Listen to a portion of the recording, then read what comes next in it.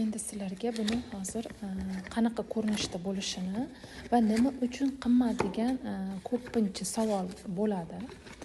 Hozir men sizlarga aytaman nima uchun qimmatligini. Qaranglar. Buni korobkani ichidan ochganingizda xuddi shunaqa idishdan ikkita bo'ladi. Mana yarim litrdan ikkita, ya'ni 1 litr. Bu degani siz mana shu kursni tugatguningizgacha 1 litr gialuron kislota bilan xondratain sulfat vitamin E ni qabul qilasiz degani. Mana shu qalpachokda bitta ichiladi bir mahal kuniga.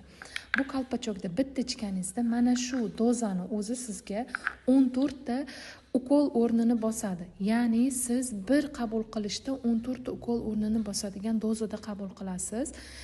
Tasavvur qiling, hozirgi kunda ko'pchilik kosmetologlar gialuron kislota bilan ishlayapti. Ko'pchilik suyak yemirilishdan aziyat chekib turganlar doktorlarda tizzalariga ukol olishyapti.